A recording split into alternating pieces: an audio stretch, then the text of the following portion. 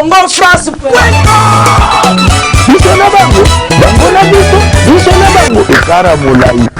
CongoFrance.com, site ya Tolo Masola Danji, Masola Kitoko. Vous nous suivez à travers le monde. Merci de votre fidélité, sans cesse renouvelée sur www.congofrance.com. Et merci également à mes amis privés, donc les amis de Franck Stemay. Merci de votre soutien de tous les jours, de nous suivre. Vous accordez chaque fois votre attention sur notre site. Merci également pour la confiance accordée par mon boss, M. Josué Didi Dipumba, Papa na Joyce Dipumba, match bien. On évolue comme ça. Mesdames et messieurs, je suis dans la joie. J'ai toujours le plaisir de voir la musique de mon pays évoluer ou encore la culture de mon pays avancer. Parce qu'aujourd'hui, mesdames et messieurs, Héritier Watanabe sans album. Il vient de décrocher bien sûr le visa pour l'Angola. Bien sûr, il va se produire là-bas avec tous ses poulains. Une délégation de plus ou moins 30 personnes ou encore 40 personnes d'Adimoula. Si tu peux m'aider, 30 personnes ou 40 personnes. Voilà, il est là, le porte-parole, la bouche autorisée de l'héritier Watanabe. Donc lui, c'est mon pote, on est vraiment ensemble. Dis-moi bonjour. Franck Stemay, bonjour. Bonjour, Nabatu. Tout ba Hollanda biso. Ba internaute, ba mbote na bino. Ba opé ba copiera ba CD ba otala biso na télévision. Ba mbote na bino, donc nous on est là. Tout ça, tout ça. C'est le 5 mots, on comprend. Mais tout ça, la émission Bouyega. Ah, c'est mon pote. Te Sengwango eza déjà tango yaki nandaku, mona yaki Sengo ezalaki. Na mona masananga merveille ba kupaza wana et Sengo ezali. Et puis tant mona ba na classe bazo bima, ba otambola na quartier Sengo ezali et puis masananga Franck Stemay na petit nanga muna donc et Sengo ezali quoi.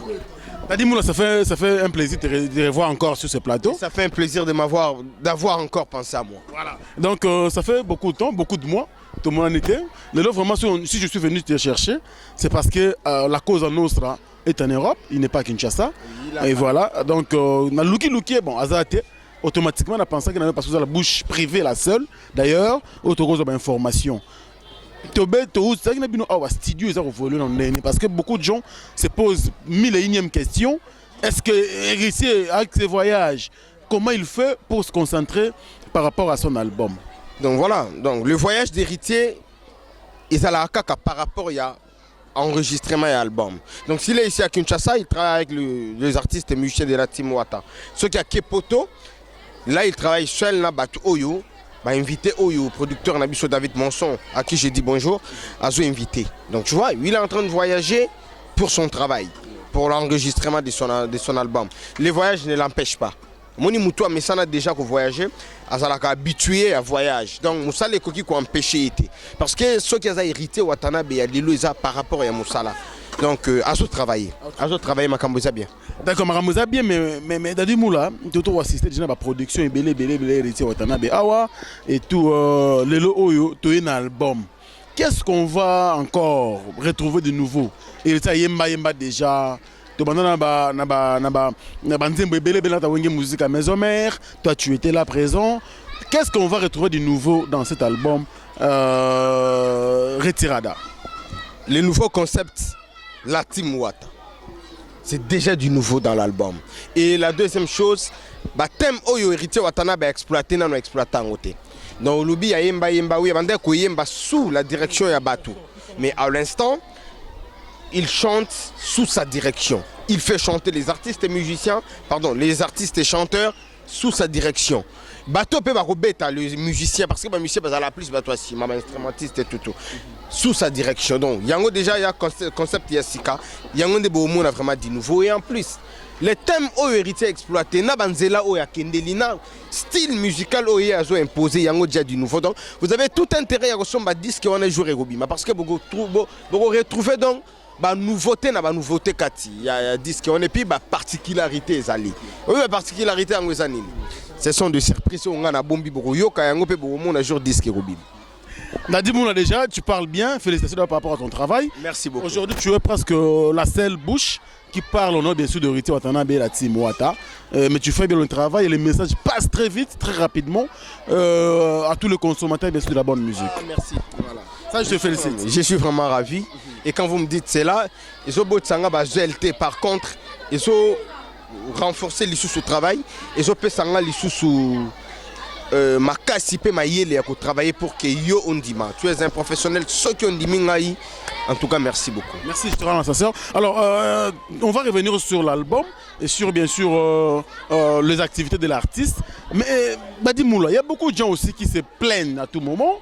Pourquoi pas vous concentrer car un album Héritier Watana Bazo voyager, n'est pas enregistré, c'est bien. Mais aujourd'hui, on a assisté à un voyage. Na Matadi, awa ba concert, betamaki na baba oba ba concert VIP.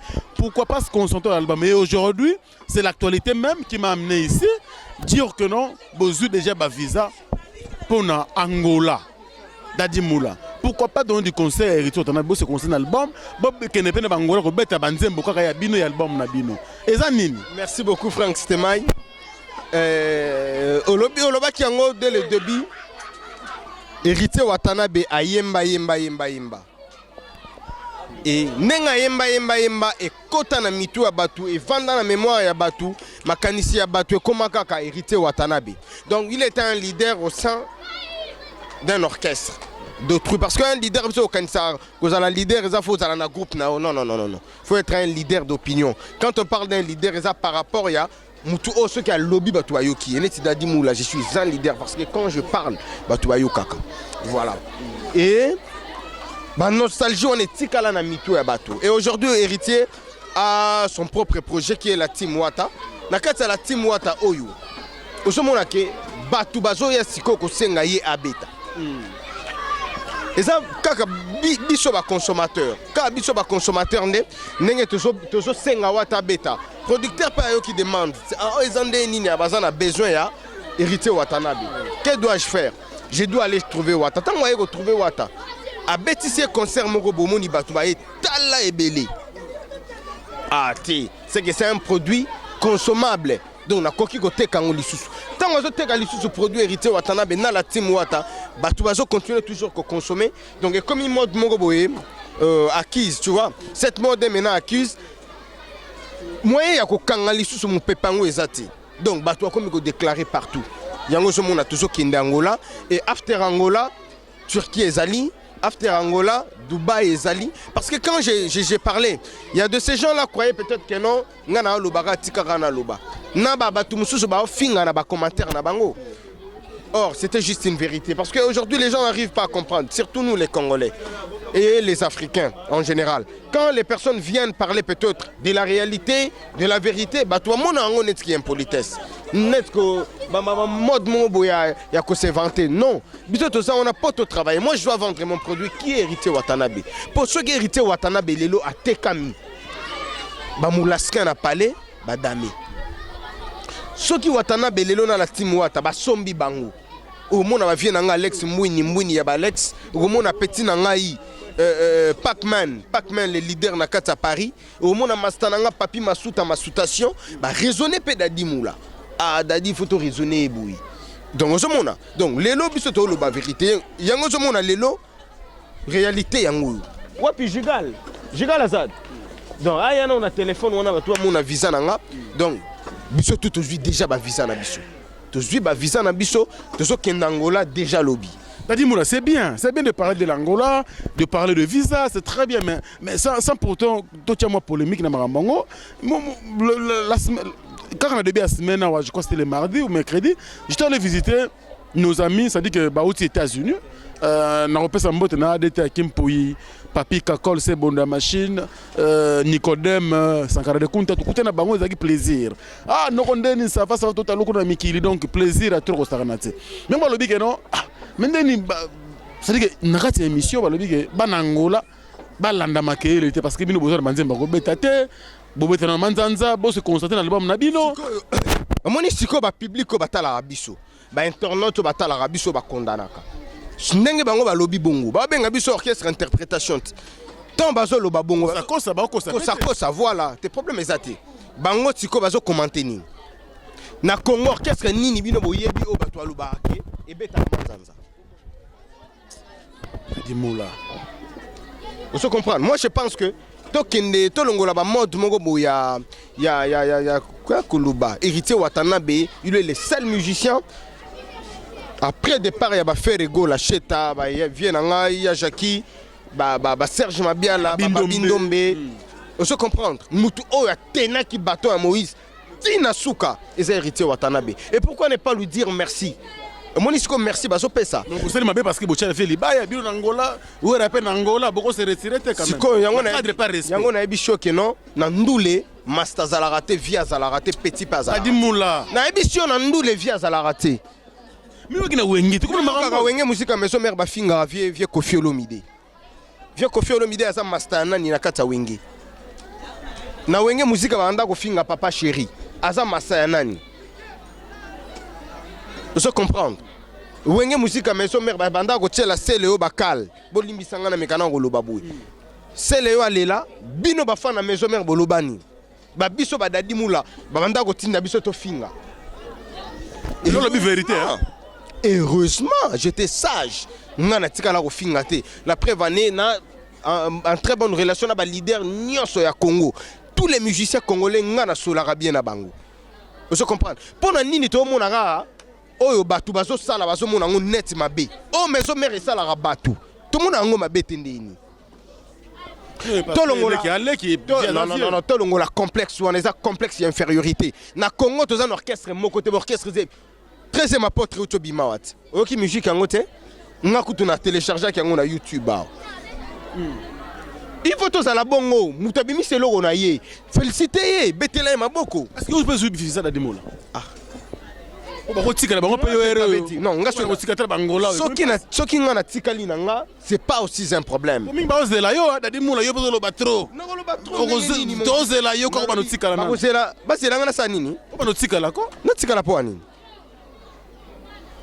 Donc bango souci na bango ezaki nga dadi mula na tikala. Mais parce que zoloba mingi yonde muzoloba loba yonde ozotele la baguerre tu tama monsieur clair.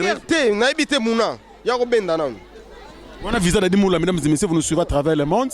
Voilà, le porte-parole licencié Dadimoula a obtenu aussi son visa pour bien sûr l'Angola, à Luanda, pour une production d'abord au Ciné Africa, je crois bien, là où bien sûr la cause à Nostra va se produire là-bas. En Angola, moi je fais que mon travail. Je ne fais que mon travail, c'est pour vous amener bien sûr les informations.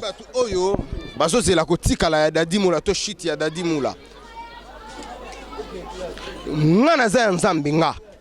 Ngana nda wo depuis le début. Ngana ebisa ki yo déjà makambo dès le début. Tu es le premier journaliste à tendre un micro. C'est toi qui tu avais eu le temps là de me tendre les micros pour me poser des questions jour ngana longwa. Tu es le premier journaliste. Ngana ebisa ki yo boy na wenge musique biso to voyage raté. Puis Roger bolimbisanga so na otanga kombo na e alobaki ngana ozelo pena po na tikala ki na Matadi. Or Matadi wana yé moko afuta ki biye na ye. Non. Bonga wenge. Ake Angola te poani. Azwi visa? Oui, on a bango poani. Tele ya ibinot. Ah. Liste à wenge. Ah. Vous comprenez hein? Donc on a Pi Roger, il a tout intérêt à regarder la team Wata. Ah, Dadimoula. Il a tout intérêt à regarder la team Wata. Ngato na biso makambo, biso kuna to voyage raté. Ngana ebisho ngana msa nini ngana kenda na ngaba nini lelo na okenda Angola na kenda Matadi na zongi nazo kende Angola tant nazo kende ngo pona nini pona musala eza musala muto bengi ngana nazo kende pon ngana ngapi na mongo na moyen na nga ya kofuta bien na nga ya pardon kofuta ambassade dans une visa Angola na sombi bien na nga taga wana kei mais soki ngana okende eza récompense ya musala. Orchestre reconnaître yo. Orchestre zo reconnaître ba valeur nanga. Nako tangisa yo message ya Colo Orchestre. Héritier Watanabe. Héritier Watanabe. On y va, y a pas de problème. Voilà. Je dois nous sommes sur WhatsApp. Voilà. Hier quand je parlais avec lui, il m'avait fait un message là. Voilà. Ah, il est là. C'est ça. Moi je lui avais remercié, je lui ai remercié juste pour l'acte. Voilà, c'était quoi sa réponse? De rien père, je t'en prie. Le métier de Ezosala. Voilà, les mérites. Le mérite de Ezosala, oui. Les mérites de Ezosala. Mérite Yanine. ya musala ti. Nous on doit mériter na obiso to sala net musala. Donc ceux qui ont travaillé na yo kaka wana, oh c'est pour monnaie, vieux la biso bless boula. Fais-nous qu'est-ce qui prouve que aujourd'hui vous visez? Lobi na nga, yo na monde musical. Yo na monde musical, biso pe toi na monde musical. Toi ya ko sa batuté. Parce que moi demain je prends mon tag et je me rends en Angola. Demain samedi, j'ai besoin de samedi, na okende déjà. Donc, bateau, na poto. Na utiliser quand même WhatsApp, nangaka, Viber, Imo, kaka na même numéro. Wana. Mais, une fois arrivé en Angola, na publié numéro nanga, ya Angola, pour 2 semaines, tout ça, la kuna, bateau va en contact nanga. Mais le comble que bateau. Et puis, on a zonga, bon, ça permet de nga l'issue. Na où mais la souté. Les 11, na zozoa, avion nanga la quai Dubaï. Yomoko pour 12 jours que Zonga Nanga Kinshasa n'a pas si compte rendu. Peut-être dans 2-3 semaines, l'orchestre Mobimba tout se rendre à Dubaï. Dadimoula, mais ça te fait quoi? Et puis tu imagines déjà quoi pour le Bidabolo à Kinshasa? Tu imagines déjà quoi? 2 semaines à Luanda, Ouera et Wenge Musique à Maison Mère, 2 semaines à Luanda, bon on écoute un Banzela, public. On est des frères, en plus on est congolais. L'Angola n'est pas notre pays. Angola, il y a Batou. Non, je veux pas du public. Public, ce qu'on fait Kaboula, Atlantico, na ciné Afrique. Même jour, na Bangoti. Bino le 23. Bino le bas qui te remet à le 23.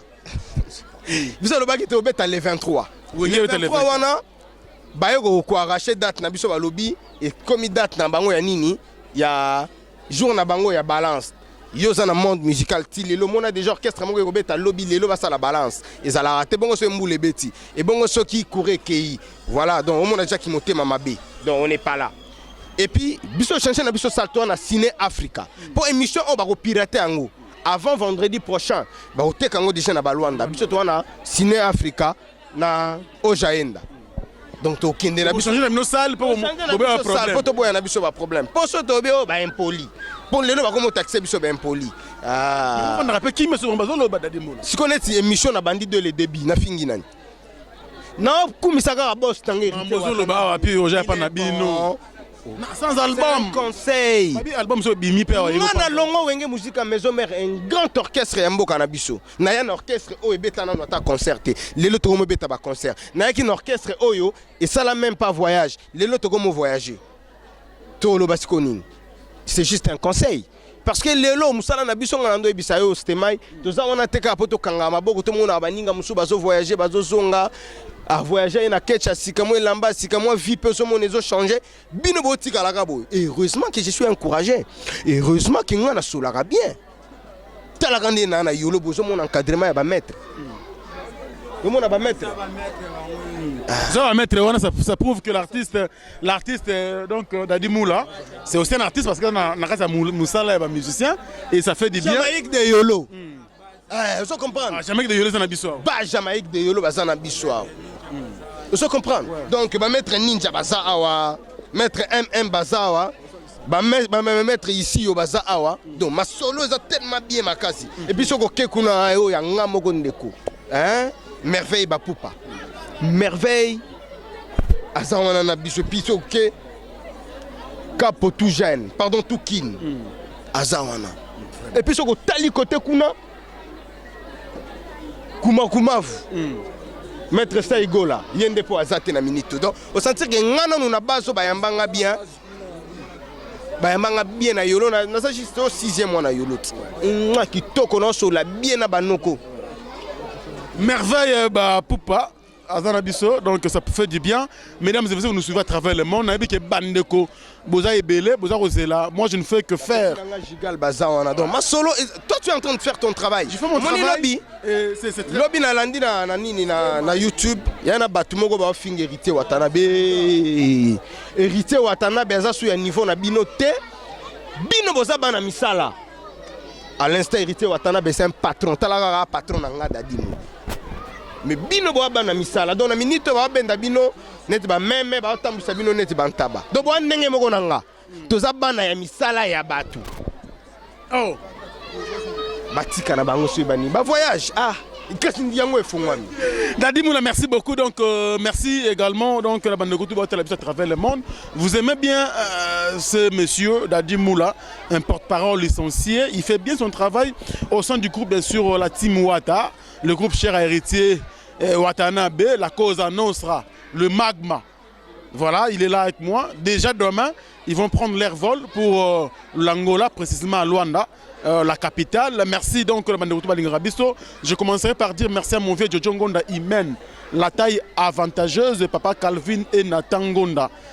Mikolo Tozongo Sigo Fabrikas, je pense, pour vieux comprendre cette idéologie. Merci à Karine Ambroisie. Je n'oublie jamais Malolo Loris, la Congolaise, na Château Rouge. Et bande de Goutou Balingarabiso, Fatou Miracle, la patronne. Il y a hôtel de Belgique, pourquoi pas na Ndekoto Balingarabiso, mes deux jeunes millionnaires. Là, je pense à Patrick Bompongo. Merci beaucoup. Super Play. Et pourquoi pas, bien sûr, Dadi Katala. Et je n'oublie jamais mes amis de Londres. Noël Okito Black Dedon, Keno Moukena. Les garçons et Tindi Kitty, FBS, Salon Francis, na Kentish Town. Et puis, Okito Fort Black Dedon. Non, Lilo Mabé. Black Dedon. Hein? Voilà. Bien. Voilà, nous continuons. Nous disons également merci à notre vieux Minos de Londres. Pourquoi pas les représentants de tous les jeunes résidents en Australie. Lui s'appelle bien sûr Junior Bonsangue Moté Mayaroyana Makindu. Merci également donc Nabandego tout Fiston Bowell, Papa New Look na Belgique. Et puis Freddy Matete Yoyebi, idéologie, toujours idéologie. Pourquoi pas na Tercio Mukumi, l'international. Et je n'oublie jamais bien sûr Mama Fina. Manda, bien sûr, on a États-Unis. Au Tel Aviv, avec beaucoup de plaisir. Papi Mokiki, idéologie, idéologie, on n'oublie jamais. Papi Mokiki, nazo raisonné même malamogo Papi Zeka. Papi Zeka. Ah, Papi Zeka, Zeka, Papi. Nakati à Paris, na Serge Kadilou. Nakati à Londres, nazo mona Princesse Muchikibara. Yoyebi. Kaka na Paris, wana, la maman de Cardi, Karine Mangele Simoula. Pesiombote donc ici Ozali Mamisa Motema ya Thierry Verchache Mambote Péate. Voilà, bon séjour bien sûr en Maroc, on a Christelle Yaba, la beauté suprême, sans oublier Evans Tekenge, mon confrère, donc il y a comme en Maroc, à Osala Moussage au Kende bien sûr, merci également à notre staff Nanga ya Kati ya Djobour. Là on a mon numéro Didier Chombo Petit Jésus. Yesu ya Moukié. Petit Chombo, merci beaucoup pour Moussala. Et d'aime ces vidéos. Patuchine Moubendele à Djobour, BBC de Djobour. Et vous avez vraiment ébélé avec beaucoup de plaisir. T'as dit que vous avez dit et vous avez dit bien. Vous avez dit Luanda. Pour combien de productions? Vous avez dit Luanda pour une seule production à l'instant. Le 23, on a signé Africa. After signé Africa, on est à vendredi, samedi, au paiement. Le dimanche, on a un grand barbecue. Au niveau, il y a Ilia. Et après, on a des togoyés parce que nous avons un visa en Abisso. Ils ont un visa et qui expiré le 14 décembre. Oh là, on attend la donc, on attend Abisso, donc plusieurs entrées, plusieurs sorties. Donc, occupé, que prolonger tout comme si tu as Abisso peut à Kinshasa. Mais, Hervé Katanga, Hervé, Igenzaou, Gilles Makaya, Cheval Blanc, le célèbre, on a donc Masolo Zabien. Masolo Zabien, alors, tu as mais est-ce que disque d'Adi Moula? Voyager, c'est bien. Aujourd'hui, Turquie, Ali, Dubaï, c'est bien. Mais disque, est-ce que n'a pas voyage? Il peut permettre de décembre, tu bien à rythme. Il peut permettre de décembre, tu bien à rythme. Parce que dans voyage, il y a un empêché. Tu pas minute, tu es déjà. Tu travailles donc plus de 8 chansons. Ah bon? Déjà, il y a Yembi déjà. Yembi na artiste musicien. Ayembi. Biso doit être professionnel. Moni bato banda le bakala non hérité à ça là déjà album té hérité ça album té. Et puis hérité il faut faire comprendre bato que to betara musique kaka pour album té. Mais to betara musique pour na ba nzembo obiso tout ça là déjà. Pour hériter il a plus de 8 chansons na kata wenge musique à maison mère. Banzembo naïe. Et ça là ba succès na mboko. Nani a contesté. Et puis lelo moi ce qui me fait du bien Bakri na biso ya sika nanu eza na disque te un peu de whisky Michael Pile Range bato azobinango Amata de sentir que bato azobina na concert bato bazobina soki sebene bandi boule peut-être net ya Jossar mon robot. Donc ébullition. Nayebisa yo makambo eza bien donc déjà côté ba chambre pe manabino et puis côté ba seben biso to na incarnation ya Zaiko. Tant Zaiko abetaka bato ba telemaka. Biso donc to beta bato ba telemaka siko to wuti wenge musique à maison mère. To na makila ya wenge musique à maison mère. To bi tactique ya robinisa bato. Dadi Moula déjà c'est bien, mais est-ce que Tomo Kenem Soumena Rochité déjà quand la minita to tike le péton au préparer voyage Dadi Moula décembre ah c'est beto robina mais beaucoup na besoin de banzela nini o bato bana besoin ya mabanga. Est-ce que c'est trop tard déjà? Non, mabanga c'est pas tard, na loba qui déjà numéro na pesara déjà. Il y a de ces gens qui m'appellent au moment opportun ba robenga. Ba o ba na besoin ba yemba bango na ba voko. Ba o yemba bango na ba voko. Ba o ba na besoin ba yemba bango na ba cœur. Ba o yemba bango na ba cœur. Ba o ba na peine besoin ya dédicace normale. Ba o ba ka bango moni chez biso. Toi na moi droiture mon robot. Tout ça la makambu comme des professionnels. Si tu m'appelles et que tu envoies ton argent, je pars directement chez mon boss. Na présenter mon on a combo na yo. Et on te lance et on te chante. Chez nous ça se passe comme ça. Donc biso de melaraba tout monde au thé. Toro Salangote parce que héritier Watanabe c'est un intello. Biro ce sont des intellectuels. Tu as un maître Dodi Chungu. Maïe les autres salaba Dadi Moula Bazana. Osomona. Donc Rodrigue Kantouf na niveau à Paris. Bazana. Donc Cédric Ouatta. Mieux vaut tard que jamais, bon anniversaire. Donc Makamboza nango bien. Makamboza bien. Dadi Moula Ridi Umba depuis la Suède. Oui. Bon anniversaire, hein? Bon anniversaire, Massananga Ridiumba. Donc, match est bien. Bateau, on a besoin de benga biso pour la dédicace. Plus 243 89 98 00 332. Bobenga, Bokozoa ou encore Bokomelanga parce que moi 2 semaines on est en Alwanda. Bokomaka na WhatsApp, Viber ou encore Bobenga na Facebook. Donc voilà, sur Facebook, Bobetika Dadi Moula. Ah, malheureusement, page Facebook n'a pas tonda. Donc on a dépassé un peu nombre d'amis. Je vais commis kaka ou commis kaka na Dadi Moula Bokoti, vous m'envoyez les messages, toko komana sans que tous à la bami un peu accepté. Mais toko komana par correspondance. Alors Dadi Moula déjà un message par rapport à ba fanatique qui a hérité Otana Benangola.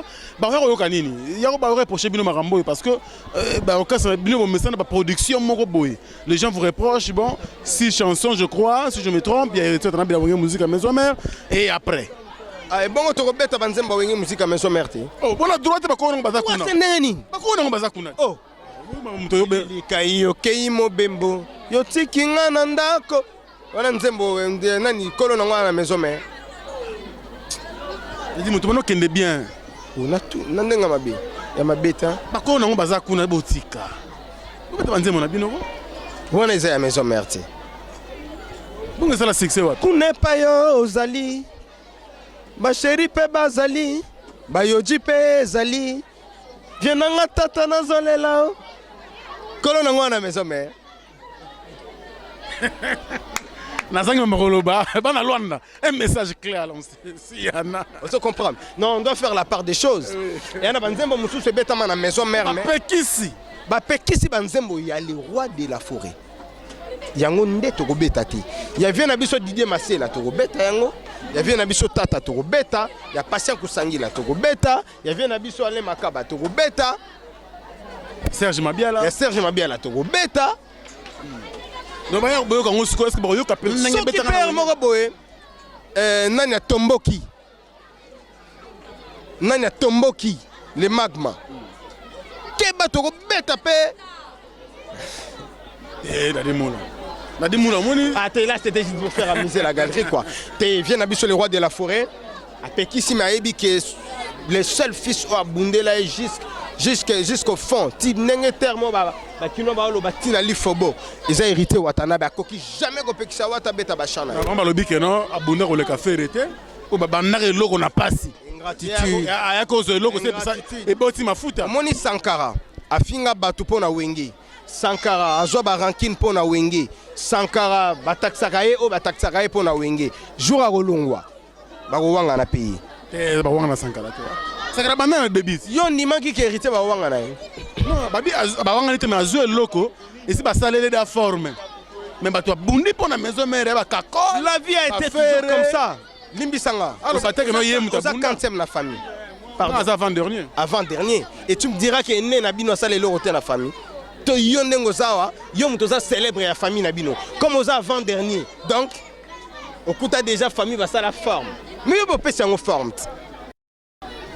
Frank Stema et moi na papa na bango na maman na bango na bayaya na yi. Na leki na bango asuka. Donc, bisonne to ignorera moi trop.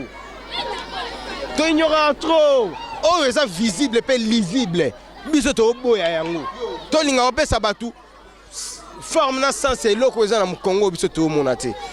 Peuple public a soit public aveuglé. Makambo échanger. Ce qui a bêta mina musique ba moni a.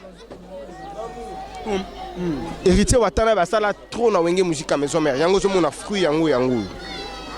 Nga lo baki na lobela su wenge musique maison mère. Te na otanga route comme maison musique maison mère. Et nanda kuna bino quand même. Te parce que biso dans to lo baba toi mona comme si to faire allusion. Beaucoup misarande. Bino mo boya rasko. Wara seka mo bif. Est-ce que ngato na ebisa kyo ke wenge musique ba memanga ta na maluku te na kosa.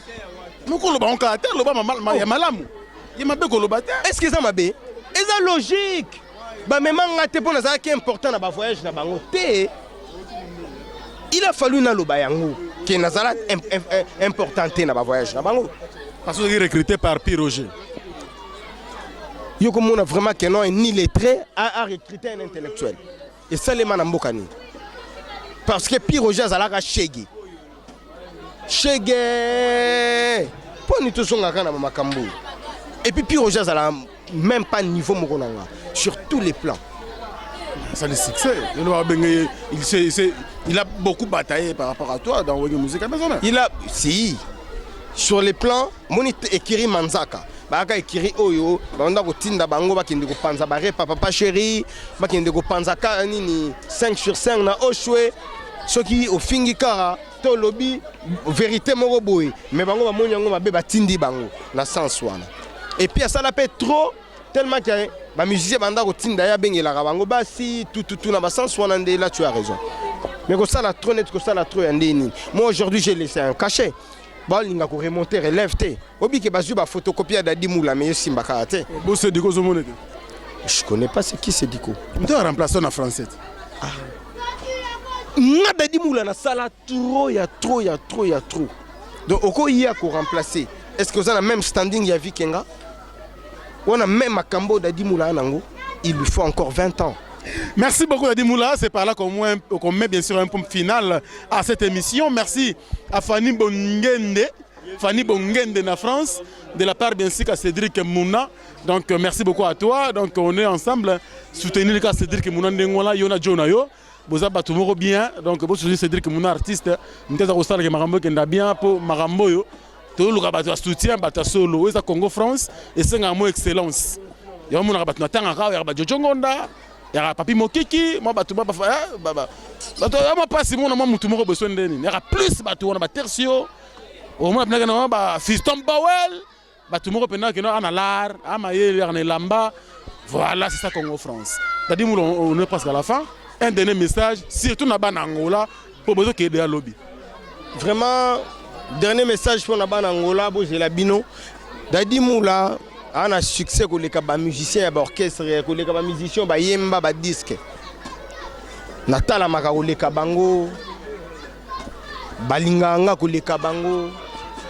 Ce qui peut moni, makambu pesa ko les kabango. Donc voilà. Naza tellement fier. Obo mona wana, c'est mon ami, tu sois diplôme ensemble mouna. Obo so mona tonton wana. Mastananga, tu as diplôme ensemble, mais aujourd'hui c'est un professeur. Moni Bajara, collègue Nanga Yokotanga.